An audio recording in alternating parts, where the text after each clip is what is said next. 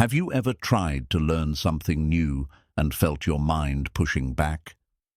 You sit down, ready to focus, but after 10 minutes, your brain drifts, your motivation fades, and suddenly scrolling, distractions, and guilt take over. It's not because you're lazy or incapable. It's because your brain was never trained to obey you. Most people let their minds control them. You're about to do the opposite. Imagine being able to teach yourself anything, a new skill, language, discipline, or mindset. Not because you feel inspired, but because your mind listens when you command it. That's not a gift. That's training. Your mind is programmable, a living machine that responds to repetition, environment, and emotion. When you understand how it learns, you stop relying on willpower and start using systems. You'll no longer wait for focus. You'll create it. You'll no longer hope for motivation. You'll build it. So, if you've ever said, "I can't focus," "I forget everything," or "I'm just not smart enough," this audiobook will prove you wrong. Because the truth is, you can learn anything once you learn how to control the mind that learns it. Chapter 1. The Mind's Hidden Switch. Why motivation isn't enough. We've been told all our lives that motivation is the key to success, that if you just stay inspired, you'll achieve anything. But motivation is unstable. It's an emotional wave, not a foundation. It comes when conditions feel right and disappears when things get uncomfortable. Relying on it is like building your future on sand. The truth is, your brain doesn't need motivation. It needs structure. The human mind is a machine of habit, not passion. It follows systems, not speeches. The people who seem unstoppable aren't constantly motivated. They've trained their minds to act whether they feel ready or not. Every time you wait for motivation, you're training your brain to associate action with emotion. You tell your subconscious, "I'll work only when I feel like it." The mind obeys that rule, and soon your potential becomes a prisoner of mood swings. The real switch is not desire, it's decision. When you decide to act, even when uninspired, you begin rewiring your brain. You teach it that progress doesn't need perfect conditions. Discipline creates motion, motion creates momentum, and momentum creates motivation, not the other way around. Your mind is programmable. It adapts to whatever you repeat. When you choose consistency over comfort, your brain stops asking for permission. It starts obeying. You no longer need to feel ready. You simply begin. Motivation fades because it's built on dopamine, a chemical high that spikes and drops. But training your brain on identity creates permanence. When you act from who you believe you are, not how you feel, the effort becomes automatic. The hidden switch of the mind is not excitement, it's control. Once you learn to control your focus, your emotions stop controlling your life. Focus is the steering wheel. Motivation is the fuel. You can drive with low fuel, but you can't drive without direction. Every great learner, athlete, or creator has learned this truth. It's not passion that gets them up every morning. It's programming. They've conditioned their minds to start without question. It's not inspiration. It's automation. The brain loves patterns. It doesn't care if they're good or bad. It just repeats what's familiar. If procrastination is familiar, it becomes your comfort zone. If discipline becomes familiar, it becomes your peace. You decide what your brain normalizes. The hidden switch is consistency. Once you build a habit, the brain runs it on autopilot. Learning, growth, and focus become reflexes instead of struggles. You don't fight resistance anymore. You bypass it. Motivation is external, but mastery is internal. External motivation can spark you, but only internal systems can sustain you. That's why most people start strong, but stop early. They never built the mental structure to keep going after the spark dies. The human brain learns through friction. When things get hard, the mind resists. not because you're weak, but because you're entering a new circuit of growth. The discomfort you feel isn't failure. It's neural rewiring in real time. When you force your mind to act through resistance, you're literally sculpting new brain pathways. That's why the first steps feel painful. Your brain is breaking patterns that once defined safety. Every repetition rewires, every effort reshapes. Waiting for motivation is like waiting for the wind to move your sail. Mental mastery means learning to row when it's calm. That's the difference between dreamers and doers. One waits for mood, the other commands momentum. The hidden switch lies in discipline disguised as simplicity. Small daily actions, reading one page, focusing 10 minutes, showing up, train the brain far more than massive bursts of inspiration. Consistency builds identity. Identity builds mastery. To control your mind, you must first understand it. The brain seeks pleasure and avoids pain. That's its primitive wiring. But growth always hides behind discomfort. So you must reframe pain as progress and boredom as training. When you make action non-negotiable, resistance loses its grip. The brain adapts. It stops negotiating because it realizes effort is the new normal. That's how you force your mind to obey, not by emotion, but by expectation. Motivation says, I hope I can. Discipline says, I will. The first depends on mood, the second depends on mindset. And once the brain believes that effort is identity, laziness becomes foreign. Your mind doesn't care what you want. It listens to what you repeat. Every skipped task tells it that excuses are acceptable. Every completed task tells it that growth is the rule. The question is, what language are you teaching your brain to speak? There's a science to mental obedience. When you act without waiting for emotion, your brain releases chemicals of accomplishment. Over time, it learns to associate effort with reward, not exhaustion. You begin to crave progress instead of comfort. The mind switch isn't turned on by motivation, it's flipped by momentum. The more you act, the easier it becomes. The less you act, the heavier everything feels. Inaction feeds weakness. Motion feeds mastery. The hardest part of learning isn't learning, it's starting.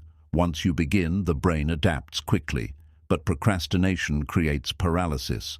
The longer you wait, the more your mind resists. That's why small starts matter more than big intentions. Your brain follows what you focus on. If you feed it reasons you can't, it shuts down. If you feed it proof that you can, it rewires. Doubt is mental poison. Repetition is the antidote. Mental mastery begins with self-command. You have to teach your brain that thoughts are suggestions, not instructions. Just because you think, I don't want to, doesn't mean you shouldn't. The hidden switch is emotional detachment. When you stop worshipping feelings, you start respecting effort. You no longer ask, do I feel like it? You ask, is it necessary? That question rewires your entire behavior. Every time you act without waiting, you weaken procrastination's control. You teach your mind that resistance doesn't stop you. And soon, the mind gives up trying to fight what it can't stop. Motivation burns fast. Discipline burns slow but forever. Once your brain associates identity with action, you stop needing external inspiration. The work itself becomes your trigger. Most people think the brain controls them, but the mind obeys patterns. If you train it to focus, it will. If you let it wander, it will. The brain is a mirror, not a master. The hidden switch is attention. Where focus goes, growth follows. If your attention stays scattered, your results stay shallow. When you master attention, you master everything. Every skill you've ever learned, walking, talking, reading, began with repetition, not motivation. You practiced until it became automatic. That's the formula for everything else. Learning to force your mind is like taming fire. At first it burns, but eventually it fuels. You don't conquer the mind through aggression, but through consistency. When you stop identifying as someone who struggles to focus and start identifying as a learner, your brain begins to align with that story. Identity changes everything. The mind's real power lies in predictability. When you show up daily, your brain relaxes. It stops resisting because it knows what's coming. Uncertainty creates procrastination. Structure destroys it. To force your mind to learn, you must first remove the illusion of choice. You don't negotiate with yourself, you execute. The mind learns obedience through clarity, not chaos. Motivation asks, "What do I feel like doing?" Mastery asks, "What needs to be done?" That single shift transforms potential into power. And once your mind learns to obey, you become limitless. Because the greatest freedom is not doing what you want. It's being able to do what you must, no matter how you feel. Chapter 2. The Science of Forcing Focus. Focus isn't a gift. It's a trained response. Your brain is not designed to stay locked on one thing. It's built to scan, detect, and survive. But survival and success are different programs. To grow, you must retrain the brain to choose depth over distraction. The world you live in is engineered to steal attention. Every notification, sound, and scroll is a pull on your mind's limited resources. The average mind never learns how to resist. It just reacts. To force focus, you must build resistance like a muscle. Focus is not about doing more, it's about doing less, better. The most productive people are not those who multitask, but those who master the art of elimination. Every distraction you remove multiplies your results. The science of focus begins with awareness. The moment you notice your attention drifting, your conscious mind has a chance to reclaim control. Most people don't lose focus, they just never notice it leaving. Your brain loves novelty. Every ping, every update gives it a dopamine hit. That's why it's so easy to lose focus. Your brain is addicted to stimulation. To train it, you must starve the impulse for instant reward. When you delay gratification, you rewire your brain for depth. You teach it that sustained effort feels better than short-term pleasure. This is where real learning begins. When your mind stops chasing speed and starts craving stillness. The human brain operates like a lens. When scattered, it blurs everything. When directed, it becomes a laser. Focus is that laser. It burns through confusion and forges clarity. To force focus, you must build a ritual around it. The brain loves patterns. When you perform the same pre-focus routine, same time, same place, same trigger, your mind associates that cue with deep concentration. Neuroscience shows that focus strengthens through repetition. Every time you bring your attention back, you're training neural circuits of concentration. Losing focus isn't failure, it's a rep in your mental gym. Distraction is not defeated by willpower, it's replaced by structure. The environment you study or work in determines how long your mind can hold attention. Clean your space, remove temptations, and design surroundings that whisper clarity. Focus is fragile when it's undefined. You can't concentrate on everything, only what's clear. The brain needs a single target. When you define what you'll focus on, for how long and why, your attention finds direction. To enter deep focus, your brain needs transition time. Most people jump from distraction to effort instantly and fail. You must ease the mind into flow, like warming an engine before acceleration. Silence, breathing, or even a short walk can do this. Focus is not born in chaos. You can't think clearly when your body is anxious or your space is noisy. The state of your nervous system determines your ability to concentrate. Calmness is the doorway to focus. You can't force focus through stress, only through stability. Your brain needs safety to sustain attention. This is why multitasking fails. It splits your attention, raises stress, and drops performance. To rewire focus, remove guilt from distraction. The moment you notice you've lost focus, smile and return. Guilt drains energy. Awareness restores it. Every return strengthens the focus circuit. The science is simple. Neurons that fire together, wire together. Every time you practice focus, you build stronger connections in your prefrontal cortex, the brain's command center. Focus becomes habit, not effort. Attention is like a muscle. It weakens when neglected and strengthens when used. But unlike physical muscles, attention fatigue is invisible. You must rest it before it breaks. That's why pauses are productive, not wasteful. Your focus depends on clarity of intention. When you know why you're doing something, distractions lose their power. Purpose fuels attention. Confusion kills it. To force focus, give your brain a deadline.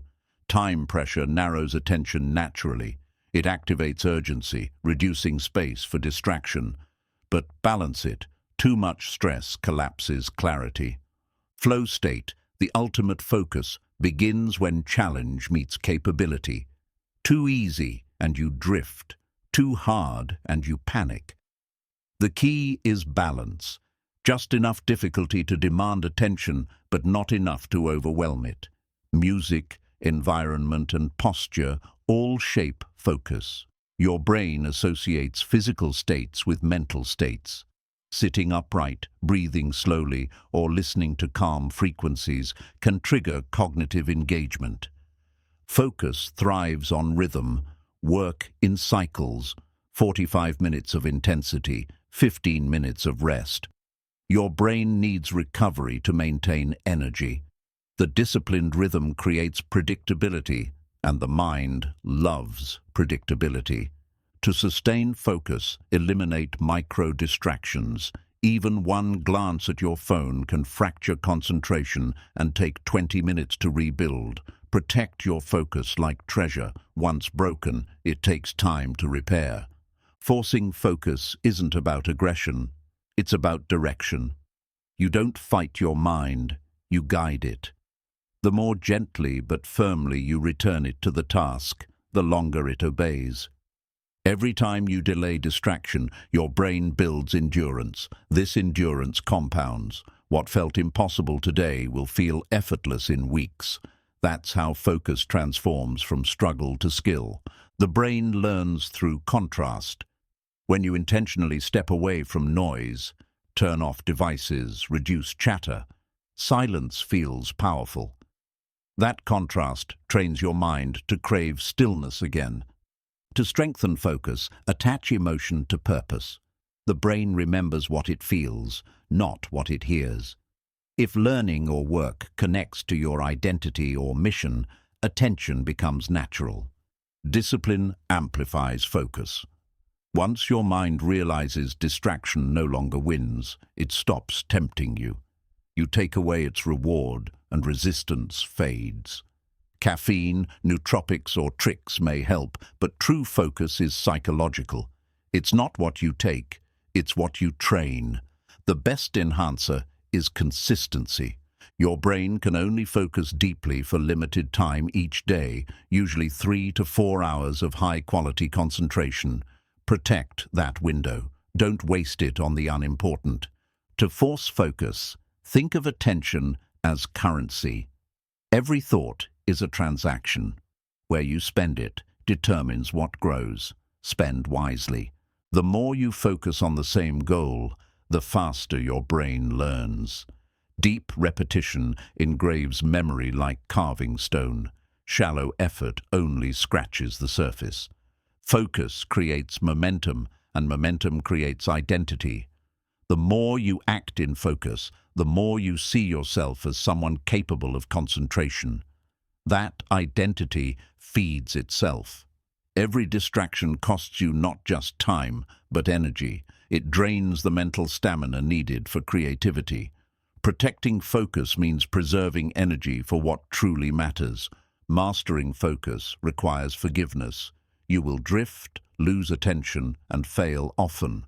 But failure in focus is progress in disguise, because every return builds strength. The science of forcing focus is not complicated. It's commitment.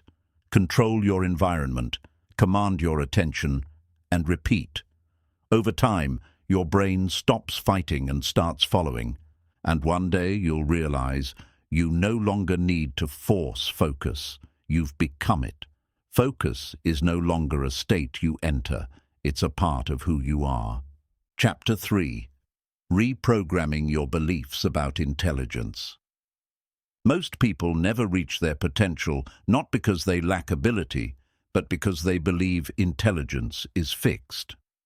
From a young age, they're taught that some are smart and others are not, as if the mind were a box with limits instead of a muscle with infinite expansion. This belief quietly shapes every action, every attempt, every failure. The truth is simple but rarely accepted. Intelligence is not born, it's built. It's not a gift, it's a garden. Whatever you water grows, whatever you neglect withers. Every time you challenge your mind, it changes, physically, structurally, permanently. Neuroscience calls this neuroplasticity, your brain's ability to rewire itself based on what you do repeatedly. Each thought, skill, or lesson carves a new pathway. The more you use it, the stronger it becomes. You are not limited by talent, you are limited by repetition. Beliefs act like mental software. If your system is programmed with, "I'm not good at this," your brain obeys. It stops trying, not because it can't, but because it was told not to. Reprogramming your beliefs is deleting that corrupted code. Your mind becomes what you believe it to be. If you keep repeating that learning is hard, your brain adjusts by making it feel harder. But if you tell it, "This is challenging, but I can grow," your brain activates the circuits of resilience instead of retreat. Every genius you admire once doubted themselves.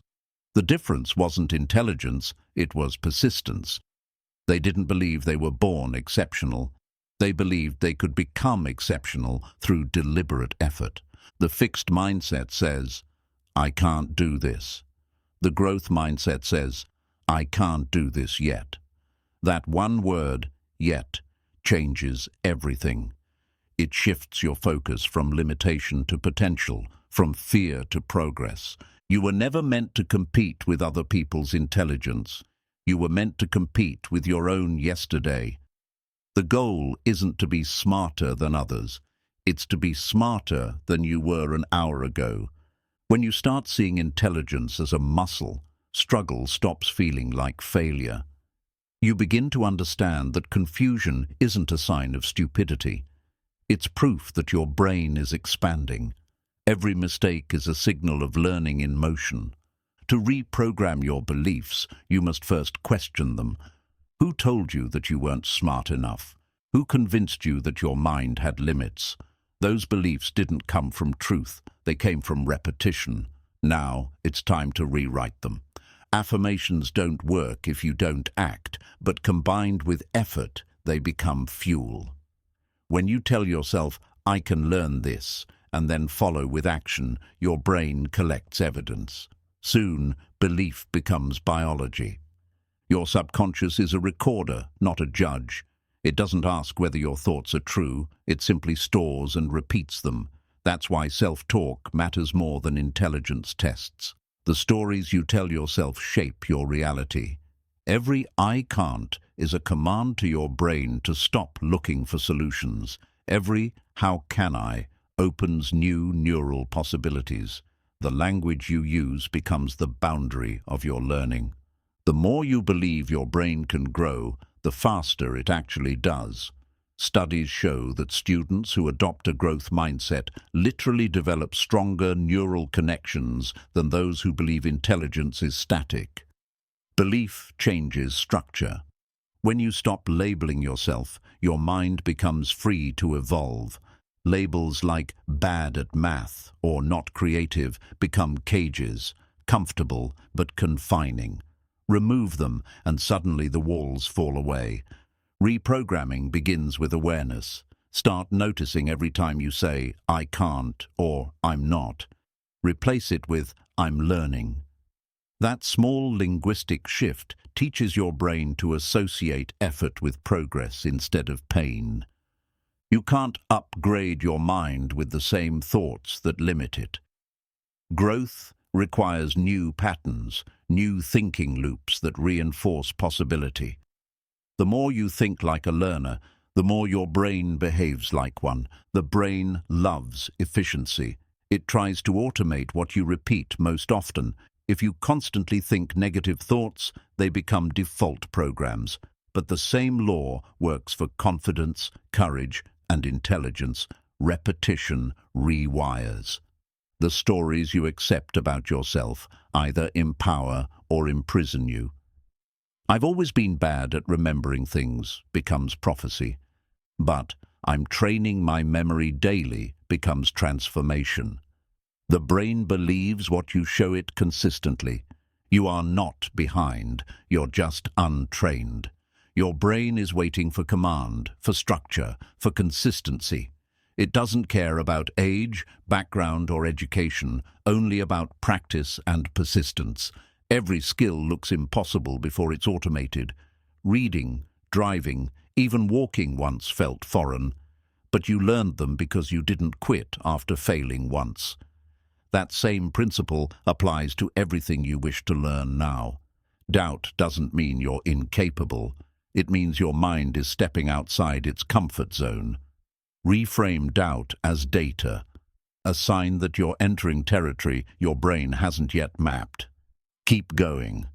Your beliefs shape not only what you attempt, but what you notice. When you believe you're capable, your brain filters reality differently. It starts spotting opportunities where it once saw obstacles. Belief changes perception. Stop measuring intelligence by speed. Fast learners often memorize, deep learners understand. The slower path builds stronger connections. Depth always outlasts shortcuts. Comparison is the thief of focus. Intelligence grows fastest in attention, not in competition. When you focus on your own process, your brain stops wasting energy proving itself and starts improving itself. To reprogram your mind, you must build evidence of progress. Track your learning. Notice improvement. Celebrate small wins. Each one tells your brain, I'm evolving. Progress creates belief faster than theory. Repetition is the mother of mastery. What you repeat, you become. If you practice focus, you become focused. If you practice doubt, you become hesitant. Choose your repetitions carefully. Your future depends on them. Intelligence is not the capacity to know everything. It's the capacity to keep learning. The moment you think you've arrived, growth stops. The moment you stay curious, the mind stays alive. You don't need to change your brain. You need to change your story. Once you believe learning is infinite, your brain begins to act accordingly. The mind becomes what it practices. When you replace I'm not smart enough with I can learn this over time, you remove resistance. You allow patience to replace panic, persistence to replace perfectionism. Belief is energy. Every positive expectation triggers neurochemicals that enhance learning, dopamine, serotonin, and acetylcholine. Confidence literally speeds up cognition. Faith fuels focus. No one can give you intelligence, but anyone can awaken it. You already have the machinery. You just need to activate it. Learning is the art of using your brain instead of doubting it. You can't reprogram your brain overnight, but you can begin today. Every thought is a vote for the person you're becoming. Vote for the learner, not the doubter. Reprogramming is repetition under awareness. Every time you choose growth over guilt, effort over ego, you create new mental architecture. The brain expands in the direction of your persistence, and one day you'll realize the truth. Intelligence was never about being gifted. It was about being devoted, not to talent, but to training. Chapter 4. The Power of Repetition and Neural Rewiring. Your brain is a creature of repetition. It doesn't change because you wish it to. It changes because you repeat. Every action, every thought, every focus is a signal to your neurons that says, "This matters." What you do once fades, but what you do consistently becomes who you are. Repetition is the architect of your identity. Each time you practice a skill or think a thought, neurons in your brain connect and strengthen. The more you repeat, the thicker and faster those connections grow, turning effort into instinct. Most people underestimate the silent power of repetition because it's not exciting, it's not dramatic. But behind every master, every genius, and every expert lies millions of repetitions that the world never saw. Repetition hides in the shadows of greatness. Your brain learns through a process called neural rewiring. This means every time you practice, you're physically altering the structure of your brain. You are, in the most literal sense, sculpting new reality from your own persistence. Habits are not personality traits. They are patterns of wiring. The more you repeat something, the more your brain saves energy by automating it. That's how brushing your teeth or driving a car feels effortless. Your neurons have memorized the path. This same law applies to learning anything new. Whether it's focus, discipline, or creativity, repetition turns effort into ease. What once felt impossible slowly becomes natural. The brain rewards consistency with fluency. The challenge is not in learning, but in lasting long enough for rewiring to take place. Most people quit before their brain fully adapts. They stop in the discomfort phase, the stage where the old pathways fight the new ones for dominance. That discomfort is not a sign to stop. It's proof that rewiring is happening. Each time your brain resists, it's only protecting old circuits. Push through long enough, and the resistance fades as the new pathways take over. Repetition also trains emotion. The more you associate a task with a feeling, pride, peace, or excitement, the faster the brain binds the two. That's why pairing learning with positive emotion accelerates growth exponentially. The brain doesn't care whether repetition is good or bad. It will wire anything you feed it. This is why negative self-talk and bad habits stick. The brain simply obeys consistency. It follows patterns, not preferences. To master your mind, you must take ownership of your repetitions. Every thought you allow to loop becomes a mental pathway. Every behavior you tolerate becomes an identity. Repetition doesn't ask for permission. It builds what you reinforce. When you repeat something enough, the brain transfers control from the conscious to the subconscious. That's when learning becomes automatic. You no longer have to think about what to do. You simply do it. This is why discipline eventually feels effortless. At first, it's forced, but through repetition, it becomes identity. The disciplined person doesn't fight to act. They act because it's who they are. Repetition is the most honest teacher because it gives back exactly what you give it. It doesn't lie, it doesn't cheat, it doesn't skip. You can't fake repetition. Every missed practice, every shortcut, the brain notices and responds accordingly. The strongest neural circuits are not built in intensity, but in consistency. 10 minutes a day of focused effort rewires faster than 10 hours of scattered energy. It's not about doing more, it's about doing regularly. Neural rewiring thrives on patience. The brain is like soil. You plant repetition and must wait for results. If you keep digging to check your progress, you interrupt the growth. Trust that your effort is working, even when invisible. Each time you return to a task, your neurons fire together again, and neurons that fire together wire together. This is the law of neuroplasticity. Every repetition strengthens the bridge between thought and execution. This is how mastery is born, through endless bridging of effort and understanding. The expert's secret is not talent, it's tolerance for repetition long after others quit. Repetition also rewires confidence. The more you expose yourself to challenge and overcome it, the more your brain links effort with success. Soon, belief becomes a byproduct of consistent doing. The brain is lazy, and that's good. It wants efficiency. So when you repeat something enough, it stops using as much energy. It finds shortcuts, streamlining the process. That's how skills solidify. Every great performer, athlete or thinker practices until boredom hits, and then keeps going, because that's the moment when the brain finally starts automating the process. Growth lives beyond monotony. Boredom isn't the enemy, it's the threshold of mastery. When you can keep showing up through boredom, you're teaching your brain that effort, not excitement, defines action. That's the mindset of growth. Your brain needs friction to change. The discomfort of repetition, the frustration, the mental fatigue, is what strengthens the circuit. The easier it feels, the more your brain has adapted. Repetition works because it creates evidence. Every time you repeat success, you show your mind what it's capable of. Evidence becomes confidence. Confidence becomes identity. Think of repetition as mental investment. Each session deposits energy into a neural bank account. Over time, the interest compounds, and what once felt like struggle becomes second nature.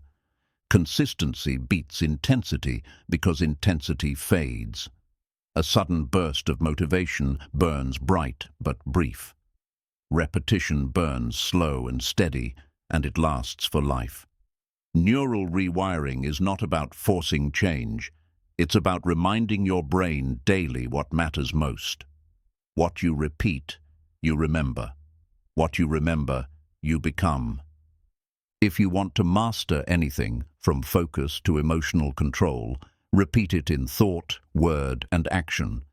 Repetition in all three layers, cognitive, verbal, behavioral, hardwires belief and execution.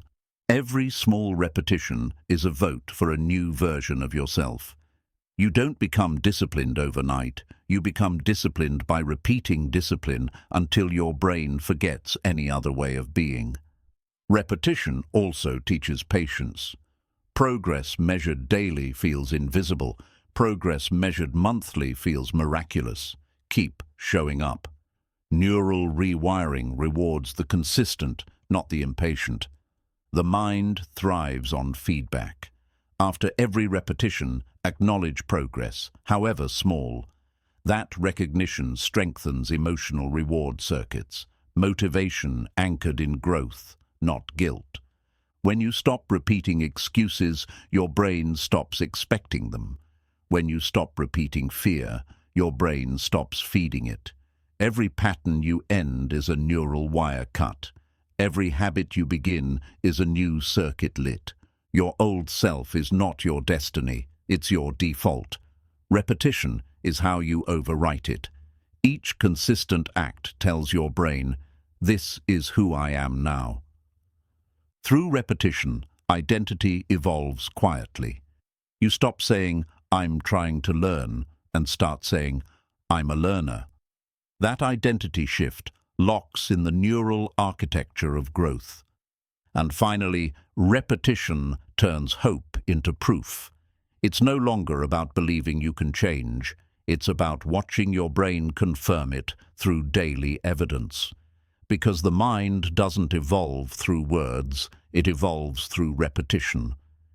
Repetition is not just a process, it's a declaration. Every time you return to something, you declare to your mind, this matters, this is who I'm becoming. That declaration imprints itself into your neural circuits, transforming effort into evidence. Your subconscious doesn't understand goals. It understands consistency. The way you convince it of who you are is not through inspiration, but through repetition. The more consistent your actions, the deeper your identity becomes rooted in them. True transformation happens quietly, not dramatically. The repetition that rewires your brain doesn't feel powerful when you're doing it, but it is.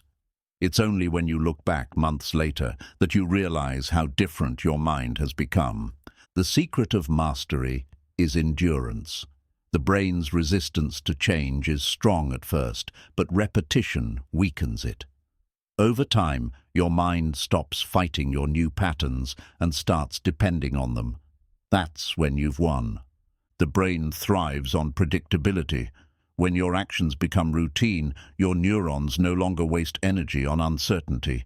This frees up mental bandwidth for creativity and problem-solving.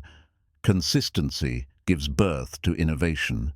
When you repeat an action long enough, your body begins to anticipate it. The rhythm becomes internalized. That's why great performers can execute flawlessly. Their mind and body have fused through repetition. Repetition doesn't just create habits, it creates trust. Your mind begins to trust you when you keep showing up. That trust becomes the foundation of self-confidence, the quiet belief that you will do what you say you will. Each repetition is a vote for stability in a chaotic world. When everything around you feels uncertain, the habits you've built become your anchor. They remind you that you have control over something, your actions. You can't rush neural rewiring because you can't rush biology. The brain needs time to strengthen connections, to reinforce them through sleep, emotion, and pattern recognition. Every night, your brain rewires based on what you practiced during the day.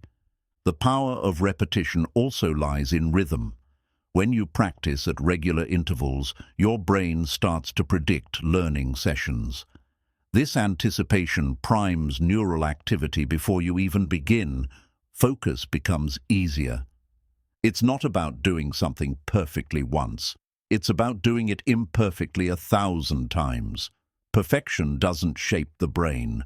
Persistence does. Mistakes are not errors in learning. They're instructions for rewiring. The reason repetition feels boring is because progress becomes invisible when it's internal. You're not just learning a skill, you're changing how your neurons talk to each other. That's evolution happening in silence. Each repetition is a conversation with your future self. You're saying, I'm building you.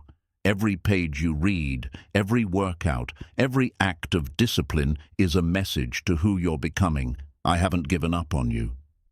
When you repeat what aligns with your goals, your brain begins to prioritize it unconsciously.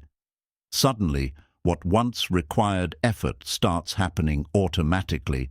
That's the moment when learning becomes lifestyle. Repetition is a test of faith.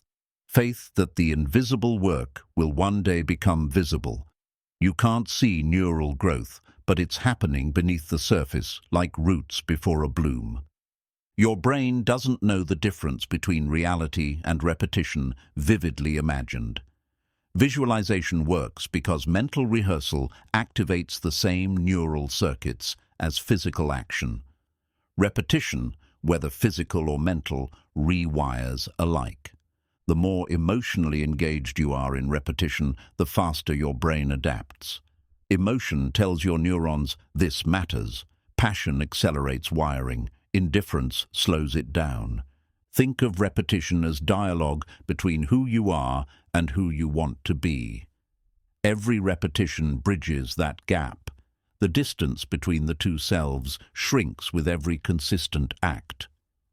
Neural rewiring is not fragile, it's persistent. Once a pattern is deeply ingrained, it can last for years, even decades. That's why old habits feel hard to break. They're wired with emotional and physical roots. But the beauty of neuroplasticity is that old wiring doesn't vanish, it's overwritten. You can always install new patterns through sustained repetition. Change is not deletion, it's replacement. If repetition is your teacher, patience is your classroom. The ones who endure the longest rewiring phase gain the deepest mastery. You can't microwave transformation, you must marinate in it. The more you repeat something with awareness, the stronger the link between conscious control and subconscious habit. Awareness gives direction, repetition gives depth. Together, they produce transformation.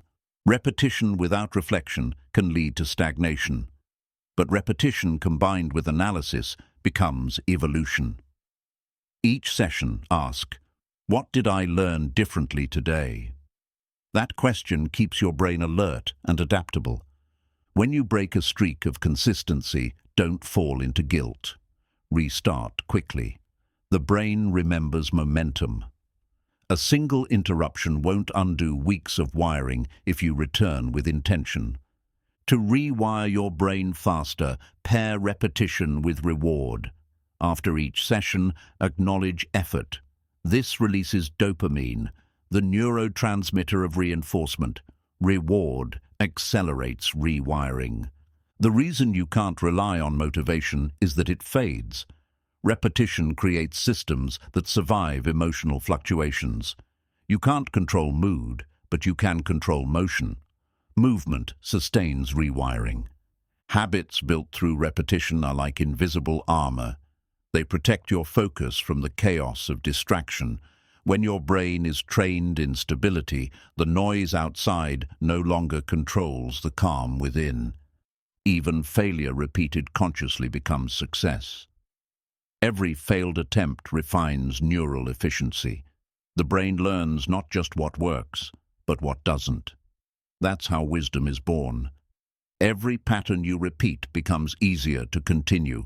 This is the momentum effect, the brain's natural tendency to preserve motion. Once started, it prefers continuation over change. Use this law to your advantage. If you want to change your life, change what you repeat daily. Small, disciplined acts rewire identity faster than grand, inconsistent efforts. Greatness is not built in leaps, it's built in loops. The mind's greatest power is its plasticity, its ability to mold itself to the will of your focus. Repetition is the sculptor's hand that gives shape to that clay. Your neural identity, your tendencies, emotions, and reactions is nothing more than repeated behavior made automatic. You are living proof of what you've practiced most. The person you are today is the sum of your repetitions. The person you'll become tomorrow depends on what you choose to repeat now. Every habit is a vote cast toward a future version of you. The brain never sleeps when it comes to learning. Even in dreams, repetition consolidates memory. Sleep is when your mind engraves the circuits you've trained all day. Rest isn't escape, it's reinforcement. And finally, repetition is the proof of seriousness. Anyone can wish for growth. Few repeat enough to deserve it, but those who do, they build not just skill, but strength. Because repetition doesn't just rewire the brain, it redefines the self. Chapter 5. The Pain Barrier of Learning. Growth begins where comfort ends. Every meaningful act of learning passes through a wall of resistance, the pain barrier. It's the invisible line between your current understanding and your next level of mastery. Most people stop there. They mistake discomfort for a signal to quit, when in truth it's a signal that rewiring has begun. The brain resists change because change is expensive. It burns energy, demands focus, and challenges old neural patterns that have grown lazy in familiarity. When you feel the mental strain of trying to understand something new, that's your brain fighting to preserve what's already known. This struggle isn't punishment. It's progress in disguise. The same way muscles tear to rebuild stronger, neurons fire chaotically before they synchronize into new patterns. Confusion isn't failure. It's a sign of internal construction. Every time you reach the edge of comprehension, your brain has two choices: retreat to comfort or stretch into growth. If you choose to push through, you expand not just knowledge, but capacity. You teach your mind endurance. Pain in learning is not physical, but emotional and cognitive. It's the discomfort of not knowing, the irritation of imperfection, the impatience of slow progress. But this pain has purpose. It's the resistance that builds resilience. Neuroscientists call this stage cognitive strain, when your brain struggles to integrate new data into existing structures. It's energy-intensive and uncomfortable, but it's also where the deepest learning occurs. When you stop seeking to avoid this pain, you stop fearing learning itself. You begin to welcome the tension as a teacher, not an enemy, because every time you endure mental friction, you're strengthening the bridge to mastery. There's a pattern that all growth follows: struggle, adaptation, mastery. The struggle feels chaotic, the adaptation feels slow, and the mastery feels effortless. But without the struggle, none of it would exist. Pain creates presence. When your brain encounters difficulty, it wakes up. It releases neurochemicals that heighten focus and alertness. Your discomfort is actually the body's way of saying, "Pay attention, this matters." The pain barrier separates the curious from the committed. The curious stop when learning stops feeling fun. The committed keep going, knowing that what feels like breaking down is often breaking through. When you're learning something new, you're not just acquiring information, you're challenging identity. The old version of you who couldn't do it must die a little each day to make room for the one who can. That death is uncomfortable. Your ego resists it. It clings to what it knows because uncertainty feels like weakness. But it's in that uncertainty that true power is born. The pain barrier teaches humility. It reminds you that mastery isn't a destination. It's a relationship between effort and surrender. You can't force growth. You can only stay long enough for it to unfold. The greatest learners aren't those who feel less pain. They're those who interpret pain differently. They see it as a sign that they're doing something right, not something wrong. The mind evolves only under stress. Just as a sword is forged in fire, your neural connections are strengthened under pressure. Without heat, there's no transformation. The problem isn't that learning is painful. It's that we've been conditioned to expect it to be easy. Society sells instant gratification, but the brain still operates on ancient principles: struggle, rest, repetition, and adaptation. When you embrace difficulty, your brain rewards you. It releases dopamine, not when you succeed, but when you persist. Progress itself becomes the pleasure. Pain turns into momentum. To cross the pain barrier, you must silence the inner voice that says, "I can't." Replace it with, "I'm learning how." That small shift turns resistance into direction. Every mental wall you face has a door, and that door is consistency.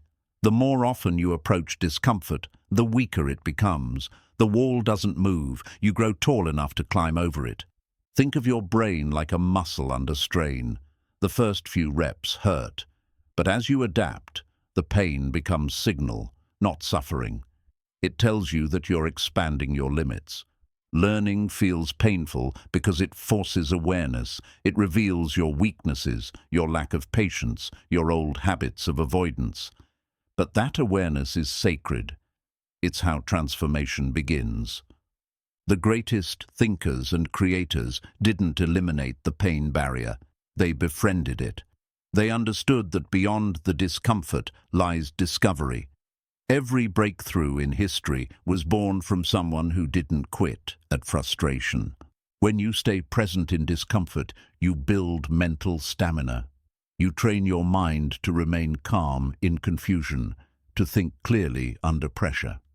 That skill doesn't just serve learning, it serves life.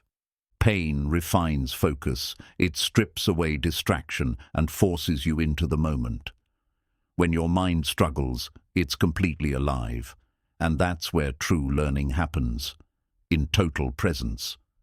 The reason most people never master anything is because they keep searching for ways to avoid this stage. They jump from one topic to another the moment difficulty arises, never realizing that the gold lies beneath the grind. The pain barrier is where character meets cognition. It's not just your brain that's tested, it's your will. The moment you feel like quitting is the moment your future self begins negotiating with your present weakness. There's a strange paradox. Once you accept the discomfort, it lessens. Resistance amplifies pain, surrender softens it. When you stop fighting the feeling of struggle, your brain begins to flow with it. Mental pain is like a compass. It points toward the exact skill or idea that needs development. Instead of running from what's difficult, chase it. It's your teacher in disguise. Every time you push through mental fatigue, your brain adjusts its threshold. It learns endurance. What once felt unbearable becomes your new baseline of comfort. That's how learners become leaders. The pain barrier isn't permanent. It's transitional. It appears intense only because your old self is dissolving and your new self hasn't fully formed. You're between identities, and that's sacred ground. Patience is the bridge through the pain barrier. You don't conquer it in one session, you pass through it moment by moment. The secret is not speed, it's staying. When you learn to associate struggle with progress, you become unstoppable, because no longer will difficulty scare you away. It will signal that growth is near. Pain rewires your relationship with effort. Once you've endured it enough times, you start trusting it. You begin to crave that friction, knowing it always precedes a breakthrough. Every uncomfortable moment is a deposit in your mastery account. Those who keep paying that price eventually earn what others can only wish for: unshakable skill and confidence. The pain barrier doesn't shrink as you grow, you just learn to move through it faster. Each new level brings new resistance, but you now recognize the sensation as familiar, not frightening. If you make peace with pain, you make peace with progress. You stop running from learning's hardest moments and start walking straight through them, knowing that every step beyond discomfort is a step toward greatness. And one day, when learning something new feels effortless, you'll smile, not because it's easy now, but because you remember how much pain it once took to get here. And that memory will remind you, the pain was never punishment. It was proof of evolution. Pain in learning reveals truth. It shows you how much of your mind still relies on comfort. The moment you resist discomfort, you also resist transformation. When you stay with the pain long enough, you realize it was never there to destroy you, only to refine you. Every difficult lesson forces a shift in identity. You begin as a learner, but through struggle, you become a warrior of the mind. The fight is never against the material. It's against your own patterns of avoidance. The more you lean into discomfort, the more you develop mental calluses. Just like physical training, these mental calluses don't harden you emotionally. They strengthen your ability to stay calm under cognitive pressure. Pain is your teacher's signature. It's the universe's way of saying you're on the right path, because only those who are moving forward can feel the friction of growth. Those who stay still feel nothing. When the pain barrier arrives, your mind will offer 1,000 excuses. I'm tired, I'll do it tomorrow, this isn't for me. But these are only illusions of safety. The brain is trying to protect you from change. Ignore them and keep going. The brain doesn't hate learning. It fears inefficiency. When you push it too far, too fast, it resists. But when you introduce challenge gradually and consistently, the same pain transforms into satisfaction. You can make peace with the pain by making it purposeful. Instead of saying, "This hurts," say, "This builds." Language changes perception. Perception changes endurance. Every learner must meet their threshold, that mental wall where comprehension stops flowing easily. This is not your limit, it's your checkpoint. Rest there if needed, but never retreat. Pain isn't linear. Some days it roars, others it whispers. But what remains constant is its message. There's more in you than you think. The ones who listen rise above their previous ceilings. The pain barrier teaches detachment from outcome. When you stop demanding instant reward and start respecting the process itself, learning becomes sacred, not transactional. Pain doesn't always mean progress, but progress always involves pain. That distinction matters. The key is awareness, knowing when the discomfort is productive and when it's a signal to adjust your method, not your mission. The learner who avoids discomfort remains a prisoner of mediocrity. The one who studies in discomfort becomes a master of their mind, because mastery begins where comfort ends. When you train your brain through struggle, you're also training your emotions. You learn how to stay centered while chaos unfolds. That calm is the true reward of enduring the pain barrier. Pain sharpens memory. The more effort it takes to learn something, the stronger the neural imprint becomes. Struggle doesn't weaken retention. It strengthens it through deeper encoding. The most successful learners are not those who avoid pain, but those who transform it. They channel frustration into focus, confusion into curiosity, fatigue into flow. That's mental alchemy. The moment you stop fearing the discomfort of learning, your progress accelerates. Because fear, not failure, is the real obstacle. Once fear dissolves, focus takes its place. You can't build resilience in theory, only through experience. The pain barrier is your lab. Each time you pass through it, you collect data about your endurance, discipline, and self-control. The mind's resistance to learning is not a sign of weakness. It's a sign of old programming trying to survive. You're not failing, you're rewriting. Think of pain as the price of clarity. Each repetition through discomfort sharpens perception. What once felt complicated becomes simple because you've paid for understanding with persistence. The longer you sit with the pain, the quieter it becomes. Because resistance is loudest just before surrender. Beyond that noise lies silence, and within that silence, mastery. Pain also builds gratitude. Once you've struggled to learn something, you never take the knowledge for granted. Easy lessons fade, painful ones endure. The pain barrier doesn't discriminate. It visits beginners and experts alike. What changes is the learner's relationship to it. The expert sees it as a familiar friend, not a threat. Sometimes the pain you feel while learning isn't from the subject. It's from self-doubt. The mind whispers, "You're not good enough." But when you act despite that voice, you begin rewiring identity. Learning is not just the acquisition of skill, it's the purification of thought. The pain barrier filters out impatience, distraction, and ego until only discipline remains. The deeper you go into any craft, the more invisible the progress becomes. Pain replaces excitement, boredom replaces novelty, yet this is the stage where mastery quietly forms. If you can endure this invisible phase, where results don't yet show, you've already crossed the hardest barrier. Most people quit, not because it's impossible, but because they can't see that change is already happening within. Pain gives learning its value. If it were effortless, you'd forget it tomorrow. But when you suffer for knowledge, it becomes part of your character, not just your memory.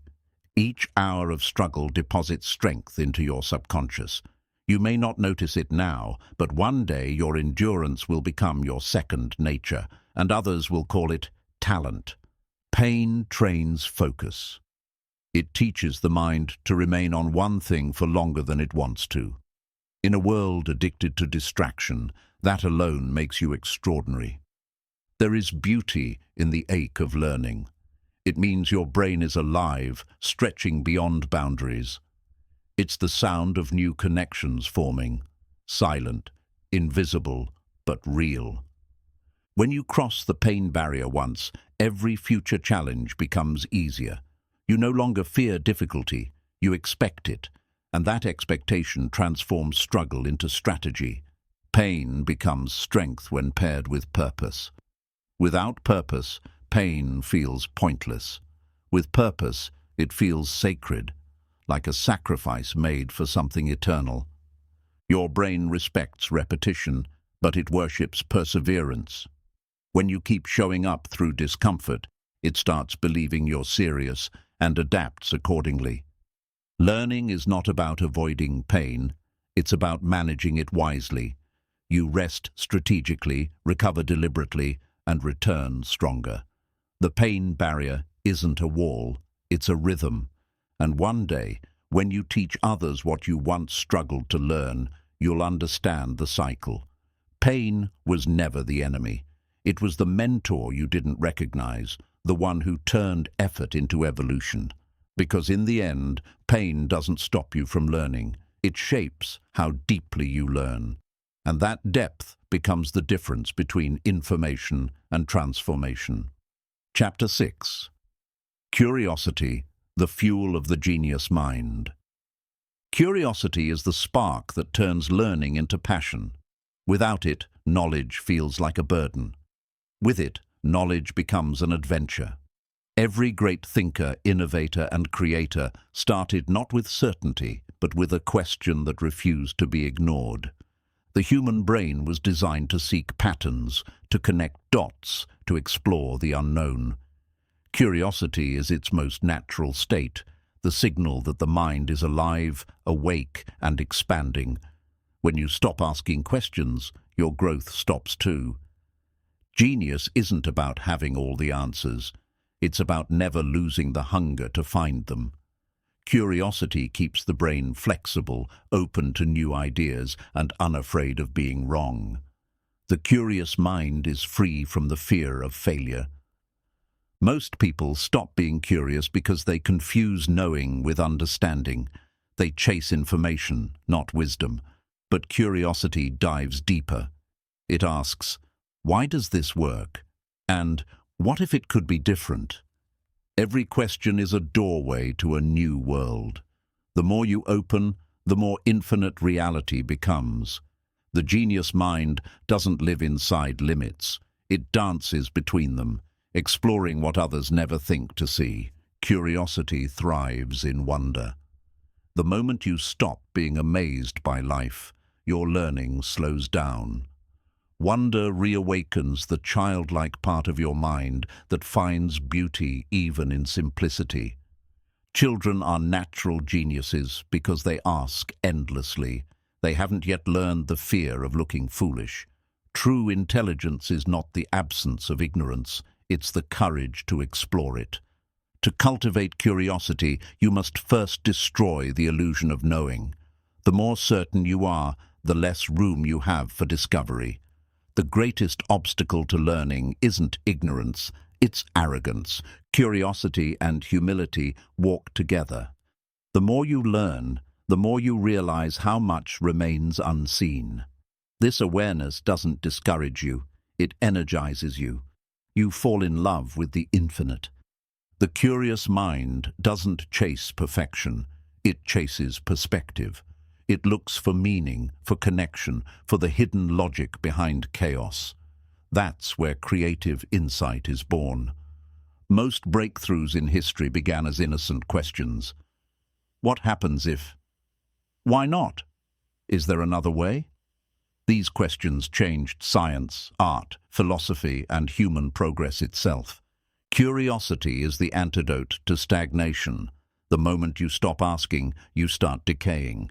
Every new idea is oxygen for the brain, keeping your thoughts alive and evolving. When curiosity becomes your compass, boredom disappears, because every situation, no matter how small, becomes a chance to learn, observe, or experiment. Curiosity dissolves fear. When you approach challenges with curiosity instead of anxiety, the unknown becomes a teacher, not a threat. You stop resisting life and start exploring it. The genius mind doesn't avoid mistakes. It studies them. Curiosity turns failure into feedback. It transforms "I failed" into "I found another way that doesn't work." To stay curious, you must protect your mind from certainty.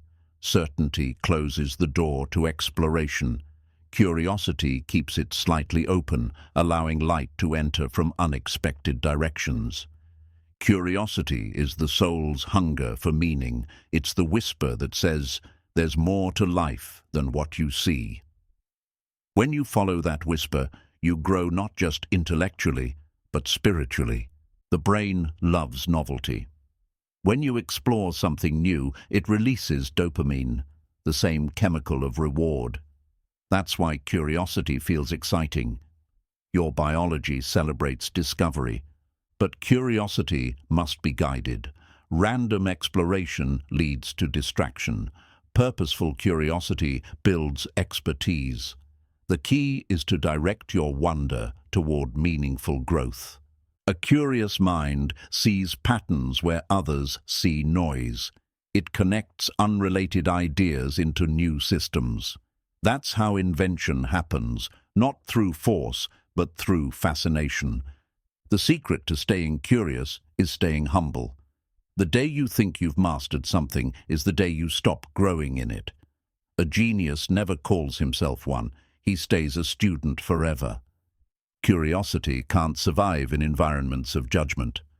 The more afraid you are to ask questions, the more your natural intelligence is suppressed. True learning requires freedom to wonder without fear. When you follow curiosity, learning stops feeling like work. It becomes play, a joyful exploration of possibilities. Effort turns into flow. Study becomes art. Curiosity opens your perception. What others ignore, you notice. The details most overlook become your sources of insight. Genius is not about seeing more, it's about seeing differently. Every question deepens the mind's capacity for creativity. The more questions you ask, the more neural pathways you activate. The brain literally expands through curiosity. Even in boredom, the curious mind searches. It wonders why boredom exists, what it's teaching, what could be done with it. Curiosity transforms even emptiness into discovery. The most brilliant minds are not those who know everything, but those who never stop wondering. They treat the universe like a mystery to be explored, not a problem to be solved. Curiosity feeds focus. When you're genuinely interested, your brain forgets to be distracted. Attention becomes effortless because passion drives it. To rekindle curiosity, slow down. Modern life kills wonder by rushing everything. Pause, observe, breathe. Let your senses reawaken to the beauty of existence. Curiosity doesn't demand that you understand, only that you explore. It teaches you that not knowing isn't weakness. It's an invitation to growth. Every moment holds something worth studying, a thought, a pattern, a lesson. The curious mind lives in a constant state of discovery, even in ordinary life. You can't force curiosity, you can only nurture it. It grows in spaces where judgment fades and freedom thrives.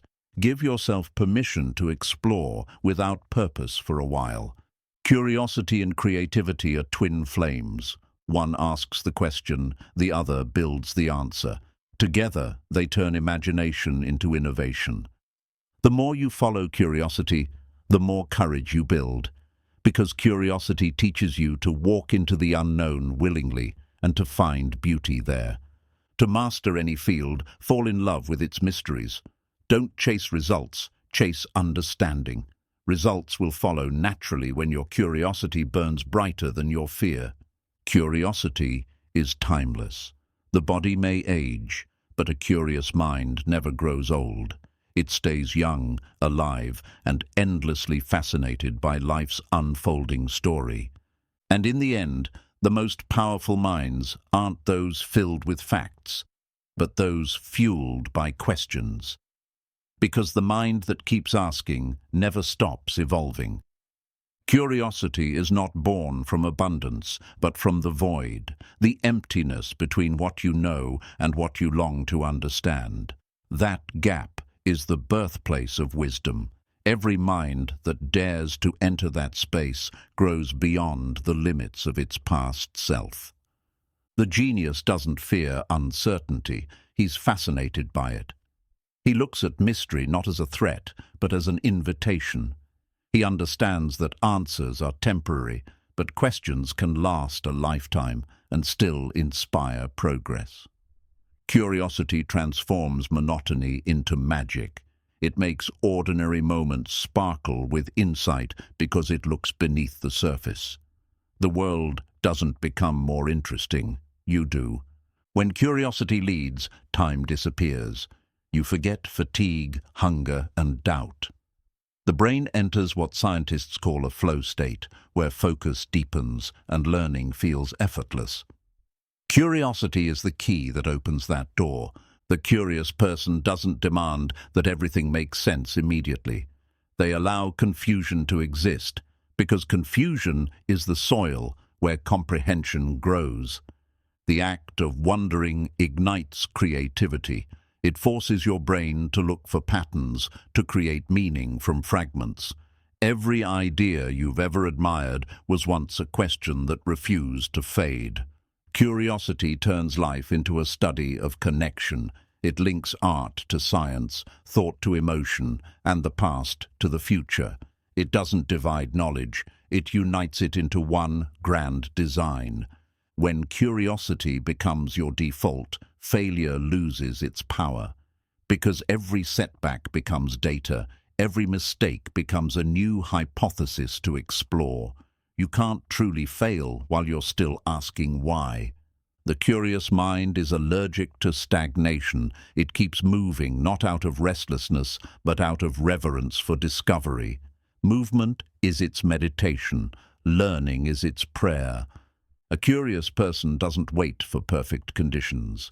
They learn in the chaos, question the noise, and uncover order within disorder. Curiosity doesn't seek comfort. It seeks clarity. The genius mind finds depth where others see routine. Washing dishes, reading a sentence, or watching the rain can become a meditation when approached with curiosity. Curiosity also demands courage, because to ask real questions is to risk being uncomfortable. You might discover truths that challenge who you thought you were, and that is growth's highest form. When you stop pretending to know everything, you make space for everything to teach you. The moment you say, "I don't know," your brain opens its doors to possibility. The reason most adults lose curiosity is pride. They fear appearing ignorant, but the ones who stay humble enough to ask keep evolving while others freeze in the illusion of expertise. Curiosity doesn't compete, it collaborates. It wants to understand, not to dominate. That's why genuinely curious people radiate peace. They're driven by expansion, not ego. You can measure the health of your mind by the quality of your questions. Shallow minds seek answers, deep minds seek understanding. One satisfies the moment, the other transforms the self. Curiosity rewires the brain toward optimism. Each discovery releases reward chemicals, training you to associate learning with pleasure. Over time, curiosity becomes your emotional anchor. Every discipline, no matter how complex, becomes simple when approached with curiosity. Because curiosity dissolves fear, and fear is the only barrier between confusion and clarity. The more you learn, the more curious you become. Knowledge feeds curiosity, and curiosity feeds knowledge. It's an infinite loop that leads to mastery. Curiosity teaches presence. You can't be curious about something while thinking about everything else. To wonder deeply is to be fully alive in the now. The genius mind is not the one that memorizes the most. It's the one that explores the deepest. True intelligence is measured not in information, but in imagination. When curiosity guides your focus, life becomes a series of experiments. Every interaction, failure, and observation turns into a lesson you can extract meaning from. To maintain curiosity, protect your sense of awe. Don't rush through experiences. Let yourself be amazed by small things again, a thought, a sound, a moment of silence. Curiosity bridges the gap between logic and intuition. It listens to both, the rational and the mystical, and finds harmony in their conversation. That's where innovation lives. Many lose curiosity because they confuse achievement with completion. But life is not a checklist. It's a labyrinth. The deeper you go, the more wonder you uncover. The best teachers don't give answers. They awaken questions. Their role isn't to fill your mind, but to ignite it. That's how curiosity multiplies, one question at a time. Curiosity doesn't die naturally, it starves. It fades when you stop feeding it with experiences, reflection, and observation. The cure is simple. Keep learning something new every day. The difference between mediocrity and genius is curiosity's endurance. Anyone can be fascinated for a moment. The master stays fascinated for a lifetime. Curiosity doesn't eliminate fear, but it outgrows it. The more you explore, the less intimidating the unknown becomes. Eventually, mystery turns into playground, not battlefield. A curious person listens more than they speak. Because to listen deeply is to discover worlds hidden in plain words. Curiosity thrives in silence as much as in questions. When curiosity leads your life, boredom becomes impossible. There's always something new to observe, to decode, to understand. Even stillness becomes a subject worth studying. Curiosity is the bridge between the known and the possible. It carries you from the safety of knowledge to the adventure of wisdom. Every curious soul leaves a trail of light behind them, because in their search for answers, they illuminate paths others didn't even know existed. Curiosity isn't just mental, it's spiritual. It's the soul's longing to remember its own potential, to explore creation from every angle, to understand its own reflection. To live curiously is to live courageously, because curiosity isn't about seeking what's comfortable, it's about seeking what's real. And one day, you'll realize that curiosity was never about finding answers. It was about awakening the explorer within you, because the genius mind isn't born, it's built, question by question. Chapter 7. Environment Design. Make learning automatic. Discipline begins with design. Your mind may have the potential to focus for hours, but your environment decides whether that potential will ever awaken.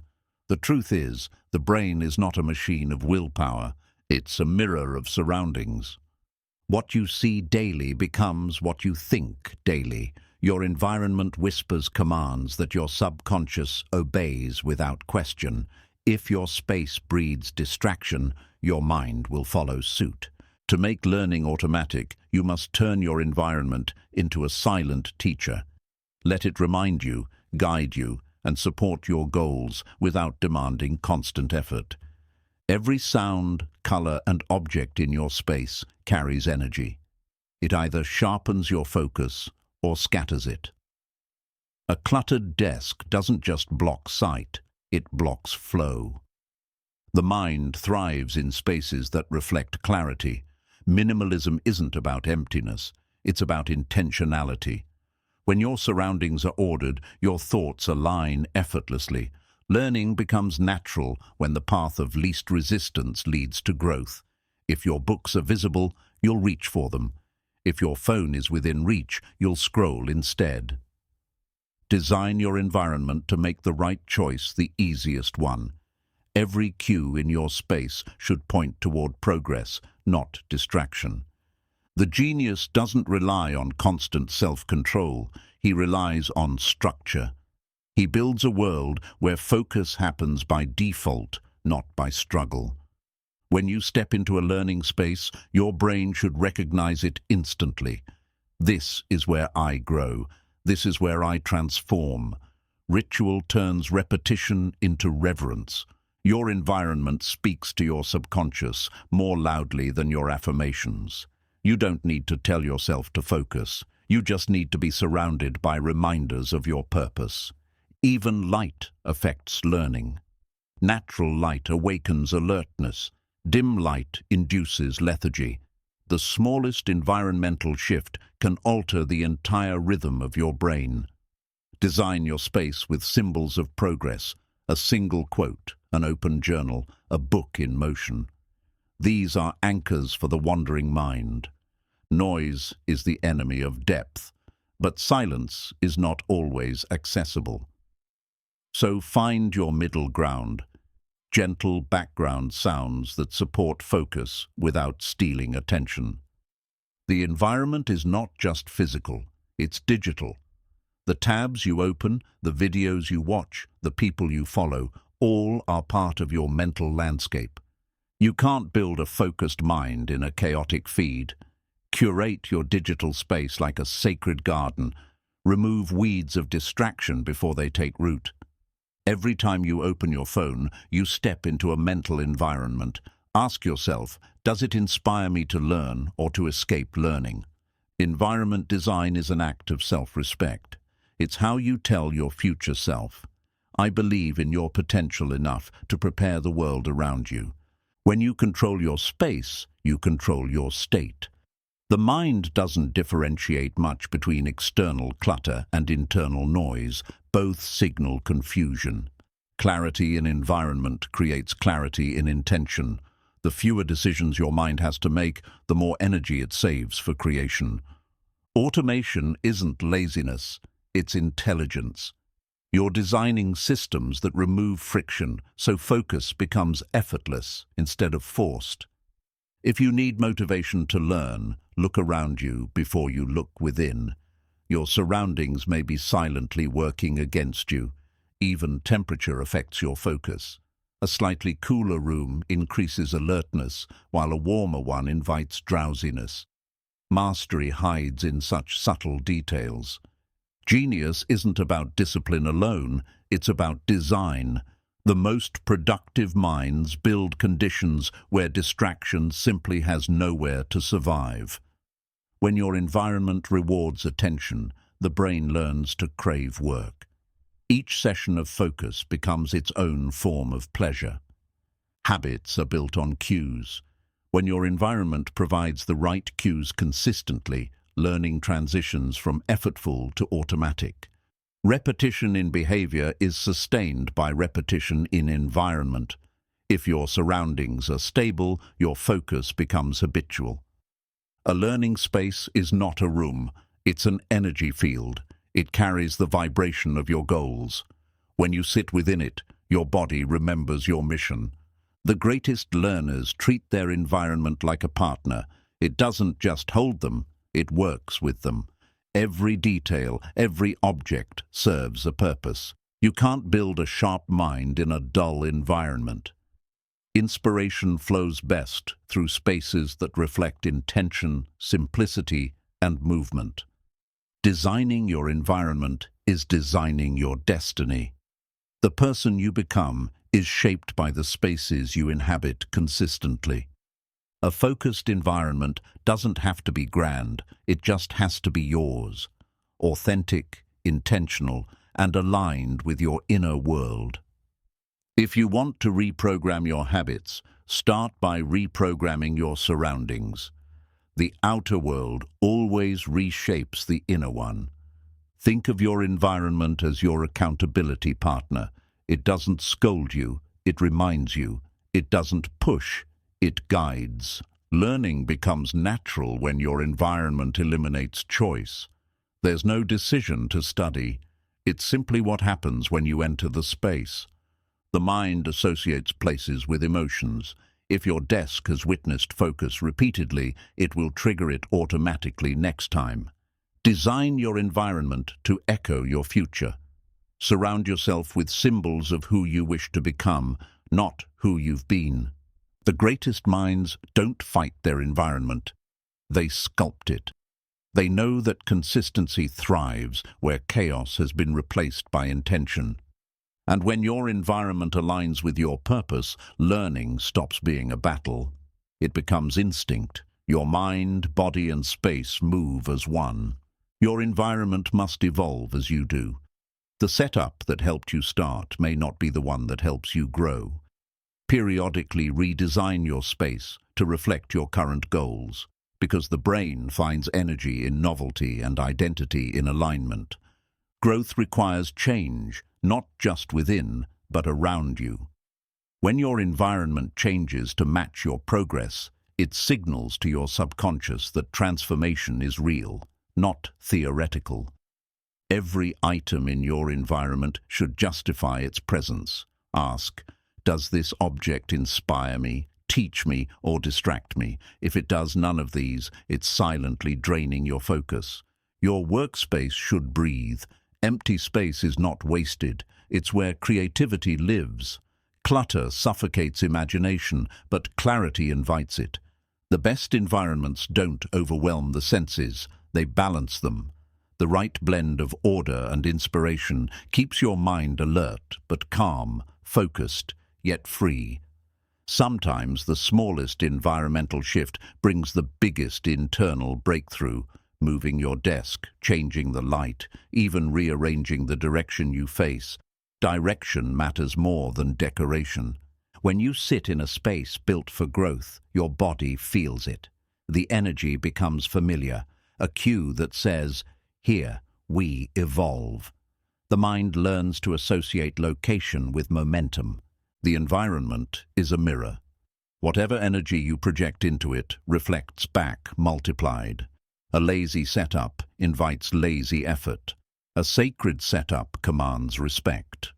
True environment design goes beyond organization. It's about intention. Everything you touch, see, and hear should remind you of what you're becoming, not what you're escaping. Learning becomes automatic when your space removes friction.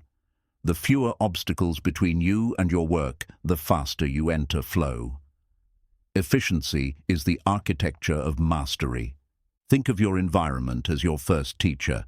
It speaks through structure, not words.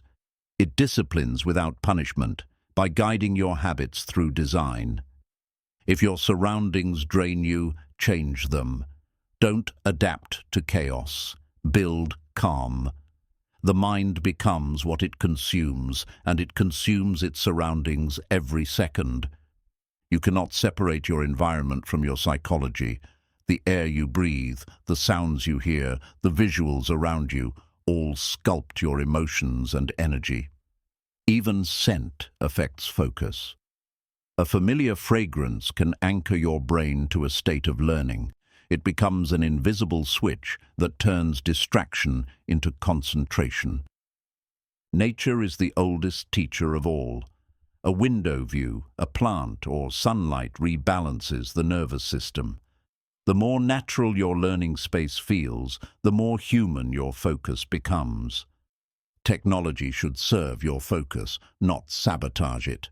Turn off notifications, use ambient tools that enhance attention, and delete digital clutter that drains it.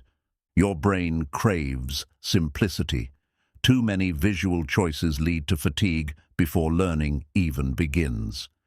Create an environment where the next step is always obvious. If you make your environment harder to escape than your goals, you win. Place distractions far away and purpose close by. Make it easy to grow, hard to regress. Your space must tell your story. Every corner should echo your discipline. Every object should symbolize progress. Every moment spent there should feel sacred. Learning thrives in consistency. A space you visit daily becomes an extension of your mind. Its stillness becomes the soil where your thoughts take root. Routine and environment are inseparable. When you design your surroundings with repetition in mind, you program your mind to enter focus automatically. Even posture is part of environment design. How you sit, how you breathe, how your chair supports you, all communicate messages of readiness or resistance. To make learning automatic, create rituals around space, lighting a candle, opening a notebook, playing soft music. These small acts tell your brain it's time to elevate. You don't need luxury to create inspiration. You need alignment. A small, intentional space can awaken genius more than a lavish room filled with noise. The brain respects familiarity. When you return to the same setup daily, your neurons anticipate performance. That anticipation becomes momentum before effort even begins. Discipline feels effortless when your environment becomes your ally. You stop fighting against your surroundings and start flowing with them. Every environment has energy. Some drain, some empower. Your task is to audit that energy and remove anything that dulls your drive. Learning automatically happens when friction disappears. The easier it is to start, the harder it becomes to stop. That's how momentum is born. The world outside your environment will always compete for your attention. That's why you must design a fortress within, a space where your focus feels protected, not pursued. You can train your brain through repetition, but you can train your environment through arrangement. Change, the physical and the psychological, follows naturally. Treat your learning space as an extension of your identity. When you walk into it, you're stepping into the best version of yourself, the one committed to mastery. A messy room produces a messy rhythm. Your brain mirrors its environment unconsciously. Clean space, clean thought. It's not just poetic, it's neurological truth. When your surroundings radiate peace, your mind stops wasting energy managing chaos. That saved energy becomes pure attention, the fuel of progress. If you're struggling to focus, don't attack your mind. Redesign your world. The brain is obedient to structure, not struggle. Even color shapes emotion. Blue calms, green restores, yellow energizes. Choose colors that resonate with your purpose, not your mood. Mastery is environmental before it's mental. You can't grow in a space that contradicts your goals.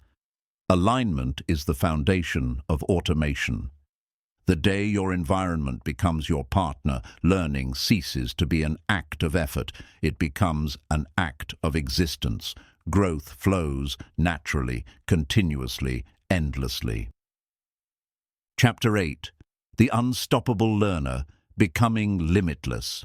The unstoppable learner is not born gifted. They are built through persistence. They are forged in the daily decision to keep learning long after motivation fades. What separates them is not intelligence, but endurance, the willingness to grow even when growth feels invisible. Limitless learning is not about speed, it's about sustainability. The mind grows strongest through consistency, not intensity. The ones who learn forever are those who never stop showing up, even when the results come slowly. Every unstoppable learner begins as an ordinary one, curious, uncertain, and overwhelmed. But with time, curiosity evolves into commitment, and commitment evolves into identity. They don't just learn things, they become the kind of person who learns everything. The difference between a learner and a master is not time, it's resilience. The learner seeks comfort in progress. The master seeks power in process. When you fall in love with learning itself, you transcend limits. Being unstoppable doesn't mean never resting. It means never retreating. It means pausing to recover, but never quitting out of frustration. Even rest becomes part of your rhythm of mastery. Limitlessness begins when you stop measuring progress by results and start measuring it by resistance.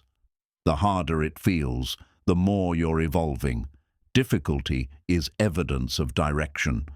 The unstoppable learner doesn't crave applause. They crave understanding. They know that true education is internal, a transformation invisible to others but undeniable within. Knowledge is infinite, but so is your capacity. The brain doesn't age out of learning. It only slows down when curiosity dies.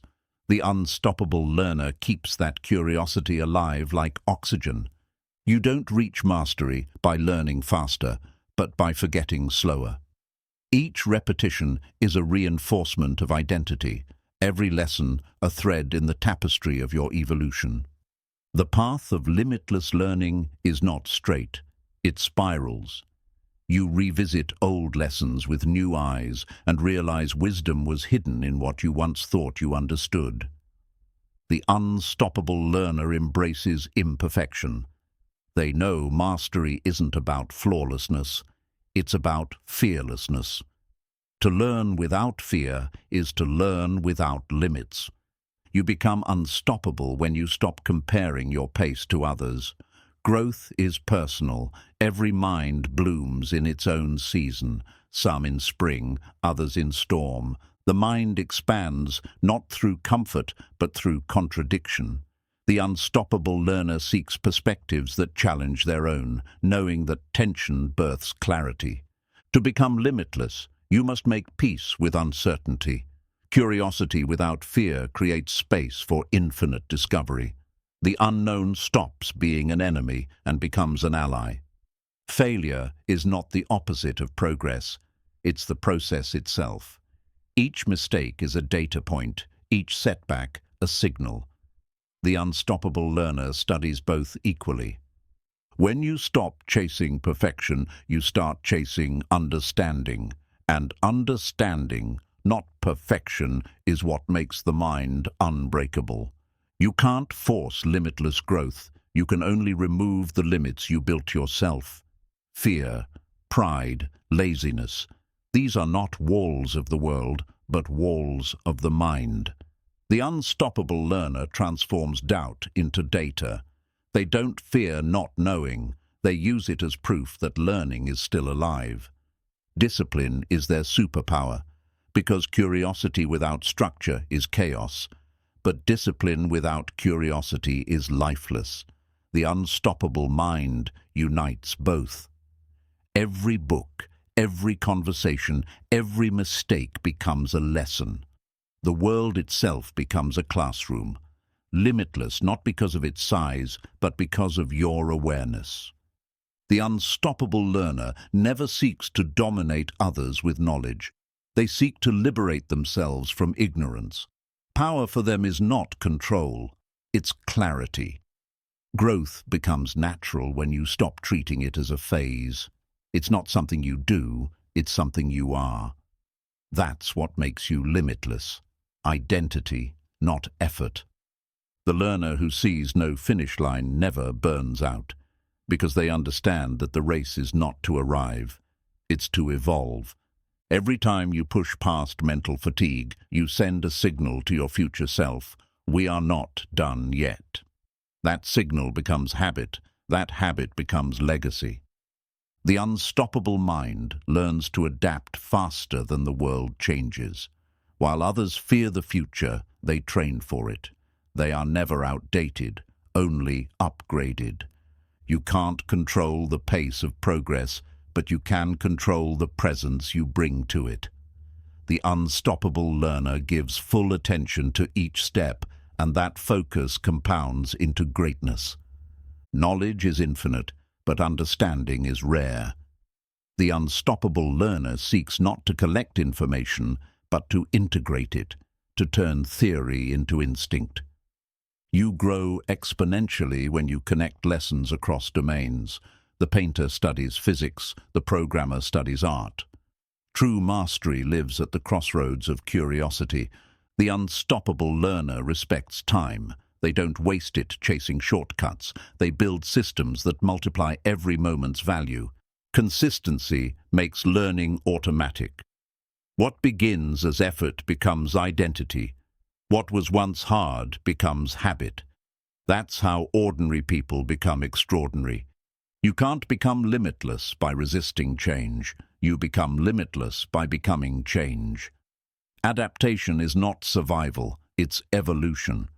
The unstoppable learner never calls themselves one, because true students know that the more they learn, the less they know. That humility keeps their hunger alive. Even silence becomes a teacher. The unstoppable mind listens to the pauses between words, the lessons between failures, the spaces between thoughts. Limitless learning is about alignment, your actions, intentions, and environment all pointing toward growth. When aligned, your energy multiplies instead of leaks. The unstoppable learner doesn't seek motivation, they seek momentum. Because once momentum begins, it feeds itself endlessly. You reach limitlessness when learning feels like breathing, natural, necessary, and nourishing. It's no longer a task, it's who you are. The mind that keeps learning never grows old, because every new lesson renews the soul. That is the ultimate secret of the unstoppable learner, to stay forever becoming. And in the end, being limitless isn't about knowing everything. It's about never losing the courage to keep asking, exploring, and expanding beyond yourself. The true measure of a limitless mind is not how much it knows, but how much it seeks to know. Curiosity keeps the flame alive when certainty has gone cold. Once you start believing you know enough, your growth quietly dies. Becoming unstoppable means becoming a lifelong beginner. Every day you open your mind to something new, you keep it flexible, alive, and free from arrogance.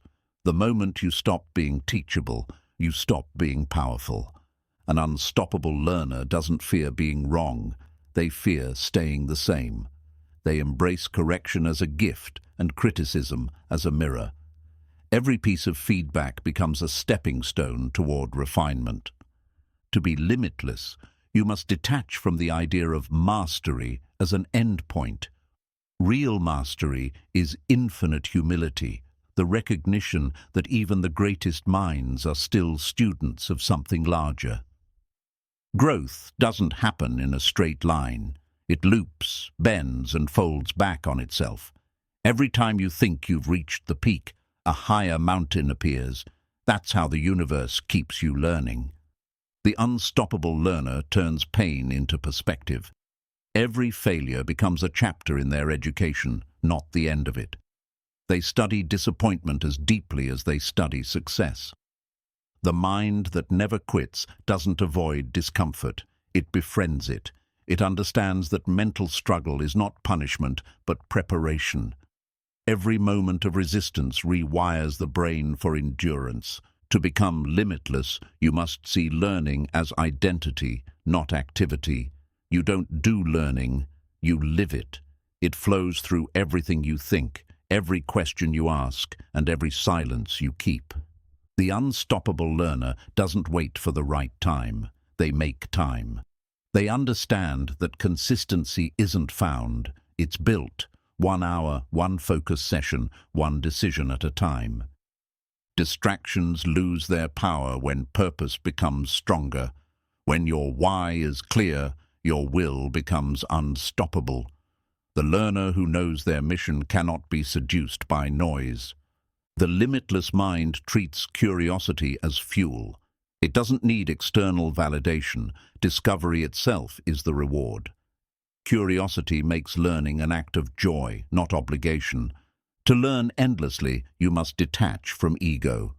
Pride wants to appear knowledgeable. Wisdom wants to become knowledgeable.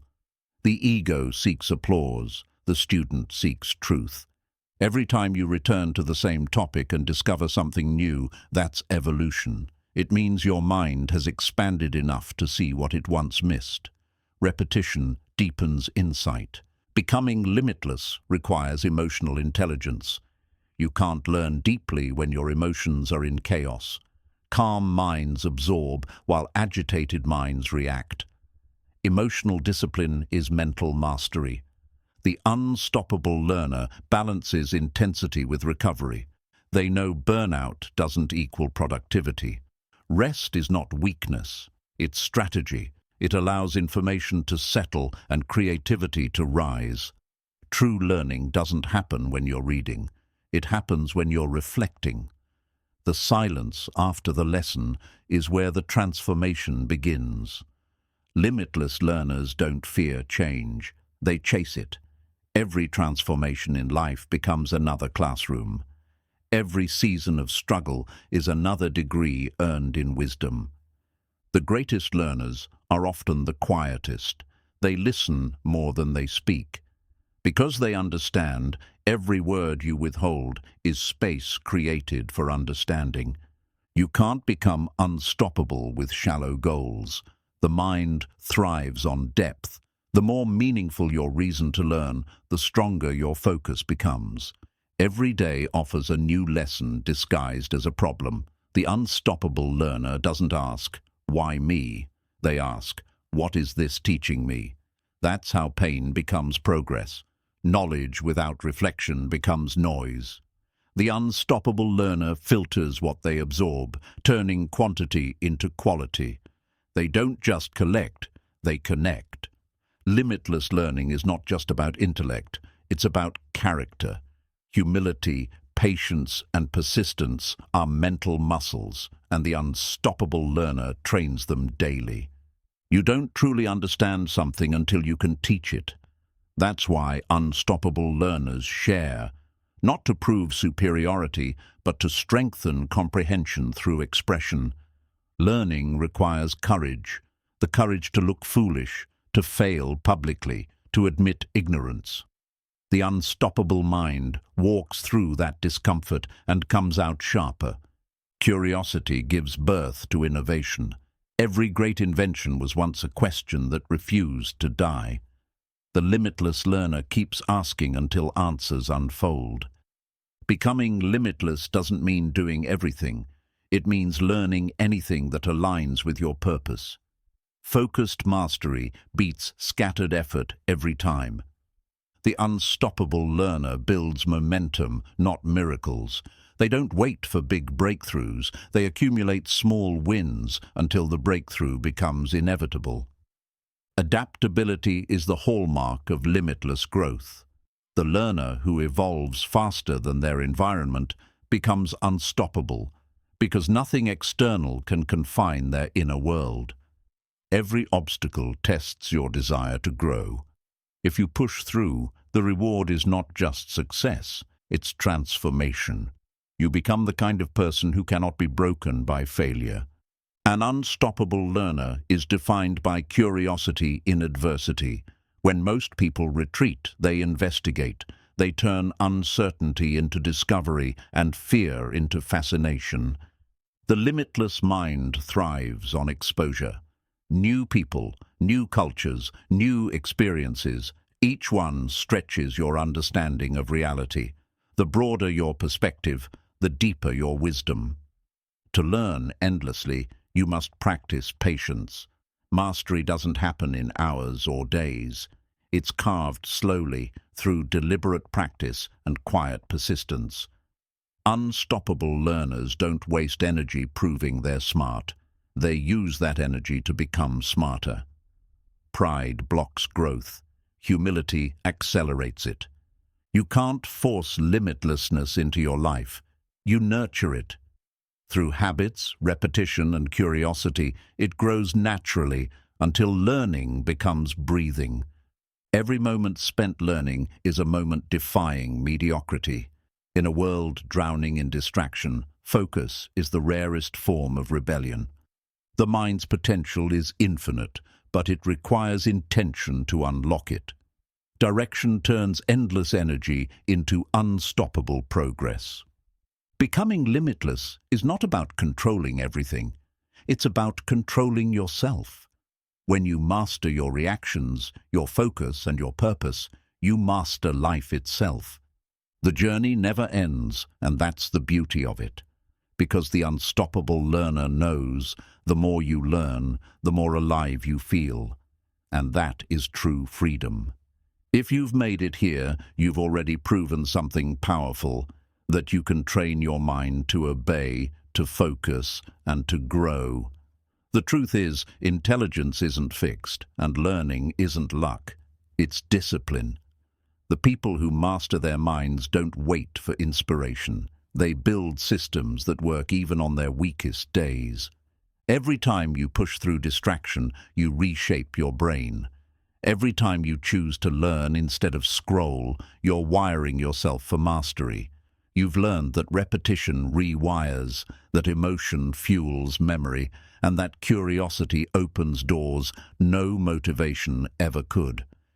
You've learned that learning is not an event, it's a lifestyle. Your mind is your most powerful weapon. Use it deliberately, feed it daily, protect it from noise, and when it resists, smile. That resistance means growth is near. The hardest part isn't learning something new, it's unlearning who you were when you stopped believing you could. So keep going. Learn one new thing every day. Build your mind like others build their bodies, because the more you train it, the freer you become. And one day, when the world asks how you did it, you'll simply say, I trained my mind to learn anything.